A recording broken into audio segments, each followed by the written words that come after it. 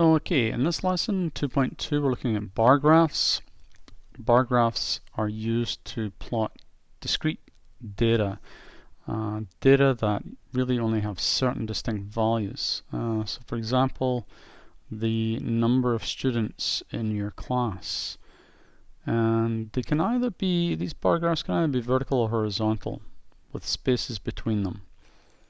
We also, when we draw these, we set the scale, we label the axis, and we give the graph a title, same way you do for any other graph.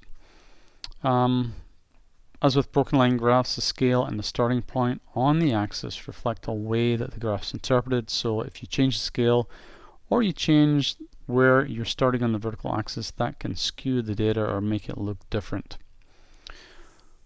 So let's look at the first example here.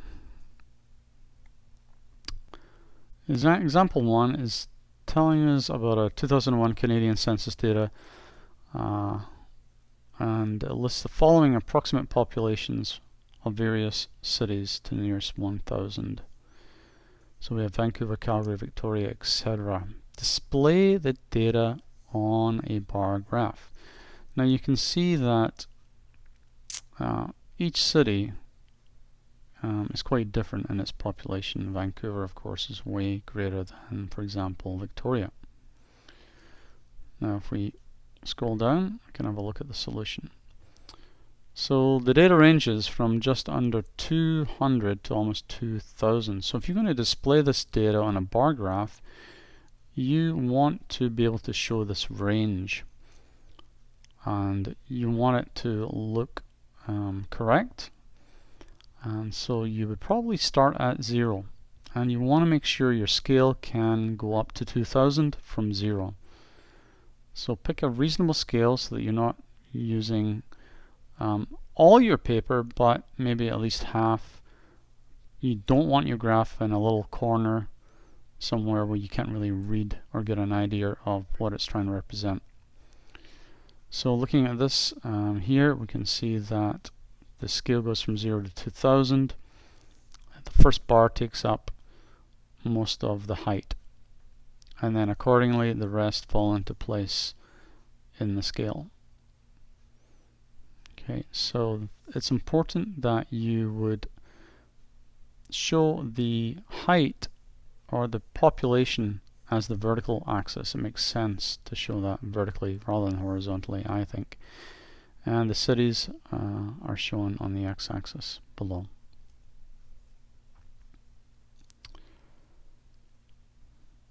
So in building your skills, I just want to look also at number 2 here and look over this particular example. It says the following graph shows Jamie's height from age 10 to 18.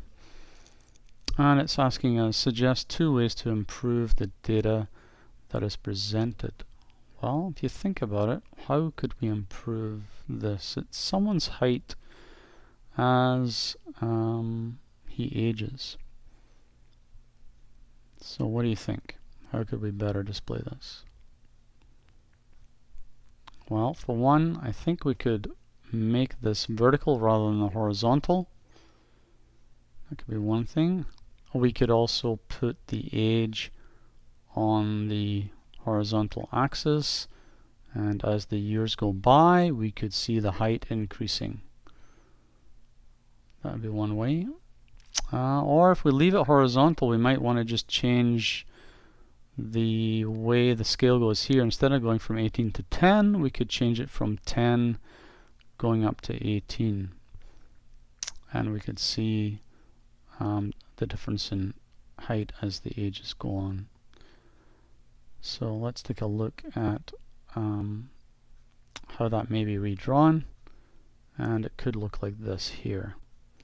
So here we have basically I think the best representation. You can see that the height is increasing as you go from left to right as his age increases. Okay.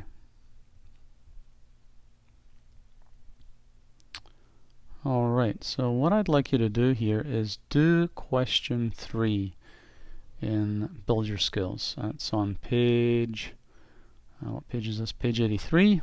So do this question here. Just pause the video and answer these questions below. Okay, example 2.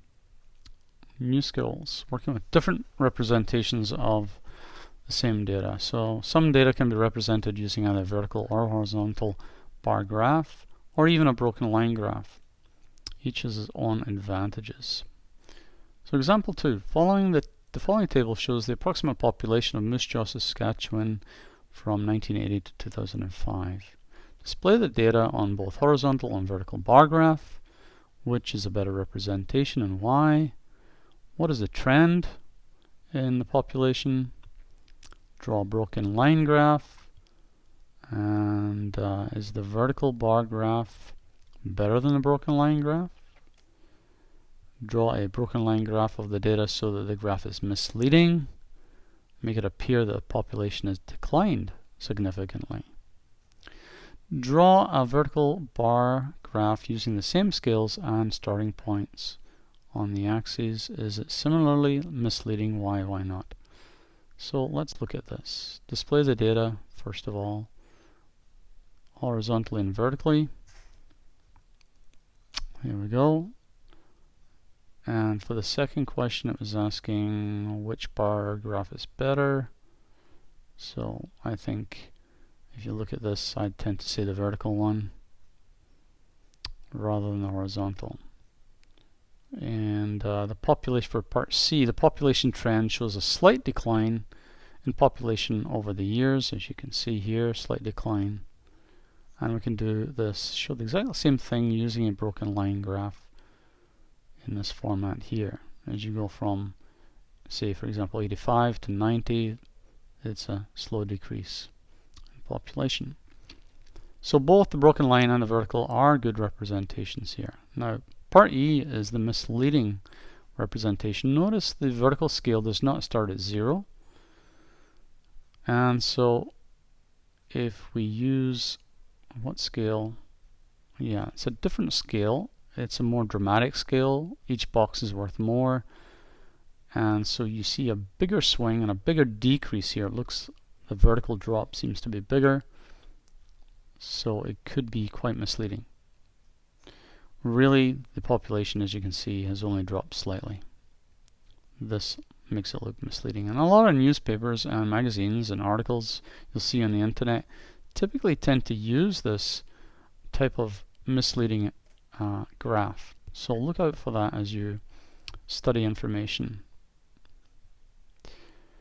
Here is a same misleading data, only it's in vertical bar graph form rather than the broken line. It may not look quite as misleading, but it still looks misleading to me.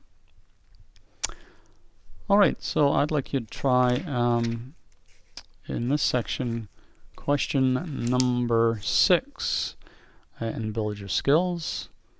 This question here on page 89.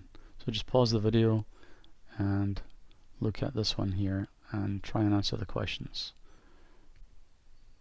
Example 3. Roger is a real estate agent in Red Deer, Alberta. The graph below compares the average house prices of new single-family homes and resale homes, ones that are not new.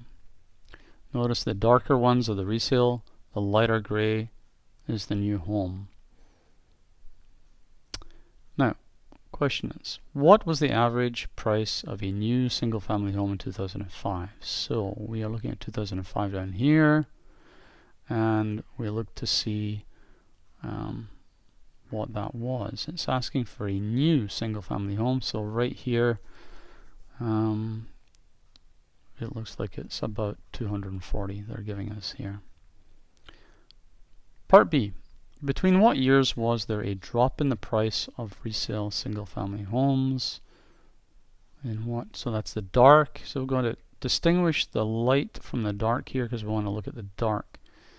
When was there a drop in price? So from here we're going up, up, up, and we drop, and we drop. So it looks like from 2007 to 2008 And 2008 to 2009, there's a drop. So that's part B.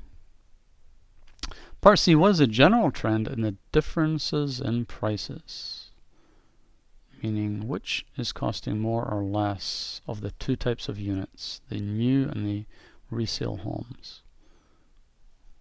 Well, basically, looks like the new home is pricier. Yep, more expensive here, more expensive here. Not quite here, not quite here. More expensive for new homes compared to resale or older homes. In which years was this not the case? Well, yeah, we noticed that in the year 2007 it wasn't the case, and in the year 2006 it wasn't the case either. So if we scroll down, we can read out the answers, and yes, this was the case. Now when I said 240, of course, for part A, notice that if you look at the y-axis here, it's in thousands of dollars. So this is $240,000. Okay, we'll stop here, and I'd like you to do question 3 on page 83 and question 6 on page 89 for tomorrow. And we'll see you in class, and we'll do the rest of the build your skills that we haven't done up to now.